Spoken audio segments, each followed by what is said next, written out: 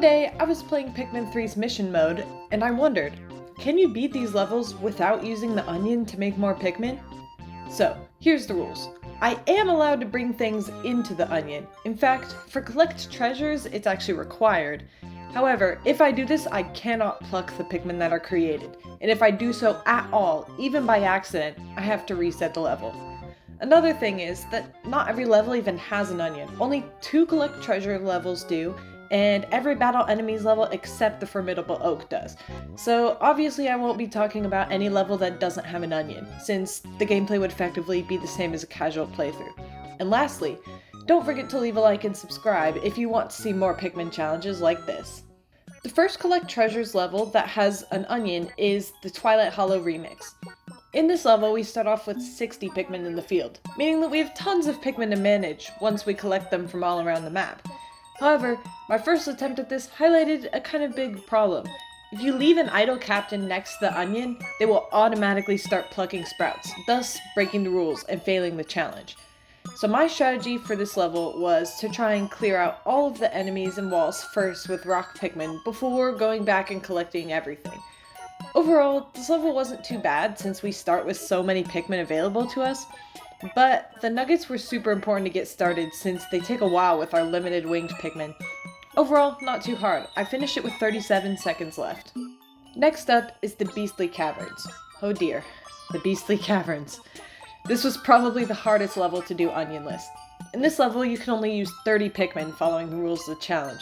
There's 10 reds and 10 blues that you start with, and also 5 whites and 5 purples that can be found within the caverns.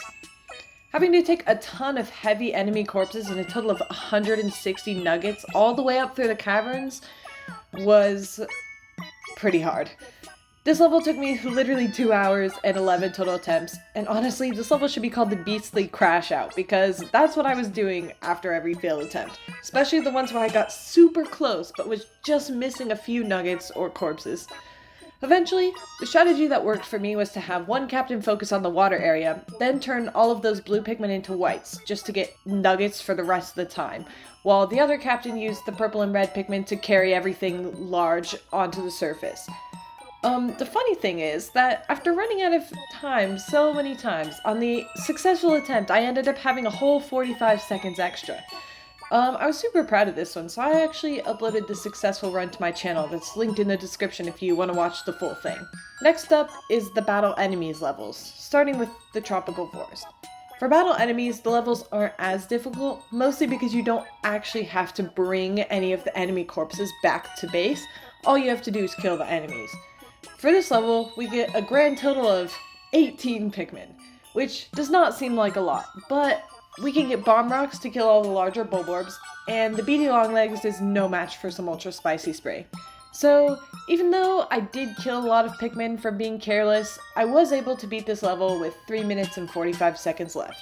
The Silver Lake is next, and honestly this was another uneventful one, because once again, bomb rocks are able to help us kill all the bigger enemies. One important thing to note is that we're only given 10 winged Pikmin, so in order to open this gate, we can't kill a single one, or else we won't be able to access this snagret, making the level impossible. My strategy here was to get this electric gate open as soon as possible, so that I could use the bomb rocks to kill a lot of the bigger bulborbs. There was no major troubles for this level, and I completed it with 3 minutes and 12 seconds left. The Thirsty Desert is a bit of a harder one because we once again only start off with 18 Pikmin, but the big problem is that only 5 of them are blues. And unfortunately I did make some mistakes and I accidentally killed 3 of them, meaning I only had 2 blue Pikmin to work with for a while. But once again, bombs come in clutch here and can kill most of the larger enemies. I also decided to kill these water enemies with rock Pikmin instead of blues because 1, it was more convenient, and 2, there weren't much blues to work with anyways. Whoops. I was able to finish this one with 3 minutes and 23 seconds left. The Twilight Hollow is one of the less memorable levels in the battle enemies, but we still have to finish it regardless, and in this one we have 22 Pikmin to work with. I encountered the same problem as the Silver Lake, where I start with exactly 10 winged Pikmin, meaning that if even a single one dies, the liftable gate will be impossible to get through. It can also be kind of tough to kill the bull bear with such little Pikmin, and yeah, I totally messed it up. Despite that, I did finish with 4 minutes and 23 seconds left. Next up, we have the Shaded Garden, which honestly gives us more than enough Pikmin to work with. But of course, everyone's favorite explosive is here, and we're able to demolish pretty much everything. Killing all the butterflies and skitter leaves in this level is annoying, but luckily they only take one Pikmin to kill, so no big problem there. Here, I basically used one squad of reds for all of the land enemies on one side, and a squad of rock Pikmin for all the land enemies on the other. Then, I threw my blue Pikmin to the side with the water and finished out the rest. The best way to kill the crabs was to get them to eat the bomb rocks, since it kills them instantly. I finished this one with 3 minutes and 25 seconds left over. The next few levels are actually remixes of the main levels in the game, and the first one to tackle is the Tropical Wilds. We luckily have 27 Pikmin to use here, but unfortunately most of them are actually up on top of this stump where you have to do a little block weight puzzle to access. And honestly, before this I had actually never gone up here before. I always just made my own blue Pikmin, so at first I didn't even know where the second weight to use was. But once I found it, I was able to head up the geyser and get all of these blues. With all the Pikmin that are up here, it's no problem finishing the level, even if it does take a while to kill both of the beaties. All the bigger water enemies can be beaten with bombs, while the ones on land can be beaten with the full force of my entire squad. I beat this one with 2 minutes and 55 seconds left over. Next is the Garden of Hope remix, which features many Snaggets, which seems daunting. However, even just our 10 rock Pikmin and 15 winged Pikmin can kill one pretty easily. Since I didn't have to carry any corpses back to make any more Pikmin, I only built one of the bridges, so I actually ended up saving a lot of time on this one. I first cleared out the room that we started in by lifting up this gate and calling the Pikmin off afterwards, which allowed us to get to the other side without needing the bridge. Then I went to the next room and cleared out that one while only building one of the bridges.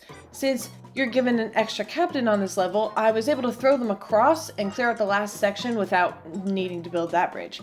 So I beat it with 2 minutes and 19 seconds left. Then it's the Distant Tundra remix, which gives us a whole 40 Pikmin to work with. And since 20 of them are rocks, we can honestly just demolish everything in our path. I threw my yellow Pikmin over to the other side, cleared out that side with the yellows and the rocks, then met up with the rest of my squad to finish out the remaining areas. I finished this one with 3 minutes and 23 seconds left over. The Twilight River remix starts us with only 20 Pikmin, 10 rocks and 10 winged Pikmin. After I cleared out most of the above ground enemies with the rock Pikmin, including this calcified Crushblat, I was able to turn them into blues to get all the water enemies. Then after finishing this bridge, I just finished the rest of the enemies with little issue. I was able to complete this one with 4 minutes and 12 seconds remaining. Now on to the last 5 levels of the challenge, starting with the Fortress of Festivity, where they give us a total of 45 Pikmin, which, at that point, why even give us an onion? That's so many Pikmin to work with. I honestly didn't even have much of a strategy on this level. I just made my way around the map counterclockwise while grabbing any random Pikmin and killing any enemies that got in my way. I had 2 minutes and 23 seconds left over. The Rust Yard is a bit more tricky, because we only start with 20 Pikmin. The rock Pikmin can easily clear out anything that's above ground, but this crab that goes halfway into the water is kind of annoying because my rock Pikmin would keep drowning when I meant for them to attack. For this one, I just combined both squads to one side, made my way around the map, killing everything, and I managed to beat this one with only 1 minute and 38 seconds left. Next is the Beastly Caverns again, but this time it's so much easier than the Collect Treasures version. We also only start with 30 Pikmin on this one, but this time it's 10 winged Pikmin, 10 rock Pikmin, and 10 blues. Once I was able to combine my squads and get all my Pikmin in one place, it wasn't too bad. But before then, I had to get through this terrible room with a bunch of skitter leaves that kept eating my Pikmin. But after combining my squads and getting the blue Pikmin on the surface, I was able to just barely complete this one with 54 seconds remaining. The penultimate level in this challenge is the Forgotten Cove, where we are given 24 total Pikmin to work with. Once again, the bomb rocks are able to do a lot of the heavy lifting here, especially since only 7 of our Pikmin are blue. At the end, I didn't have enough Pikmin to just kill the Crawmad with blues, so I kept throwing my land Pikmin at it and then whistling them out of the water. It was a messy strategy, but it honestly worked surprisingly well. I finished it with 2 minutes and 54 seconds left. And finally, we reached the last level to beat in this challenge, the Clockwork Chasm. This level gives you literally so many bomb rocks. I honestly think there's 20. I started in the bottom right corner of the map and made my way clockwise around the whole thing, and finally finished with the rest of the right side at the end. Luckily, we have 41 Pikmin spread around the map to use. The only hard part was gathering them all up. Near the end, I started to get worried that I was going to run out of time, but I had 7 bomb rocks left over, so I just threw them all at the beady longlegs, and yeah, Buddy literally got nuked. I finished this one with only 26 seconds remaining. That was a close one. So, in conclusion, is it possible to beat every onion challenge mode with no onion? The answer is yes.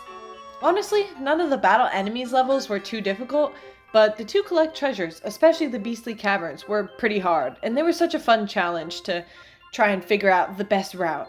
So, if you're ever bored of regular mission mode in Pikmin 3, I would highly recommend trying this out for yourself. Thanks so much for watching.